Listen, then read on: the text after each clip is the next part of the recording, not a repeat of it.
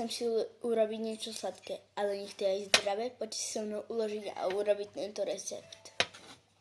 Budeme potrebovať 2 mandarinky, keď chcete toho viac, ale môže aj jedna. 3 citróny, keď máte 2 mandarinky, a keď máte iba jednu, tak 2 citróny. Tanier a nožík. Najprv si takto umačkáme tento citrón, lebo nech z toho pôjde viac šťavy.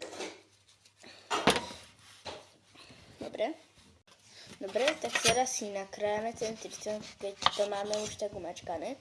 A teraz si iba takto dáme také pásiky, nakrájame do neho. Takto, pásiky. Proste pásiky. Že tu jeden a tu jeden.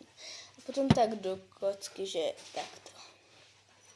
A teraz ďalšie pásiky. Ešte jedny. Takto. Dáme si takto.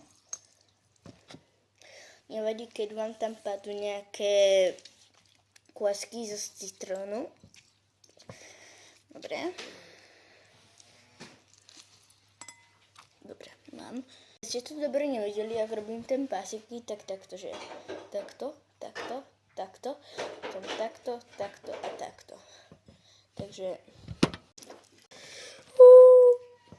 dobre. Jaj.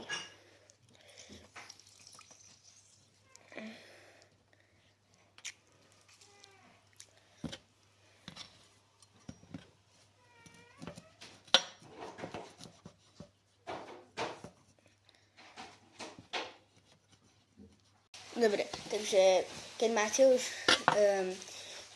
tú citrónovú šťavu, takže dáte to na bok a teraz ideme na mandarinky. S nožíkom si urobíme takúto dieru. Začneme šupať. Proste normálna mandarinka, ak sa šupa.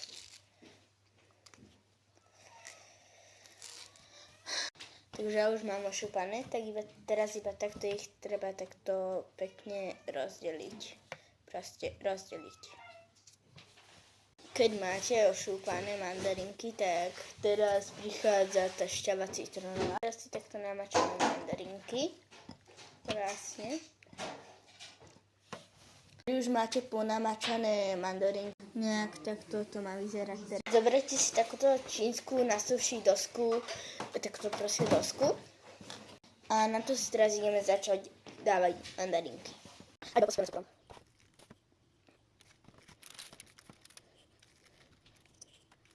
A hotovo.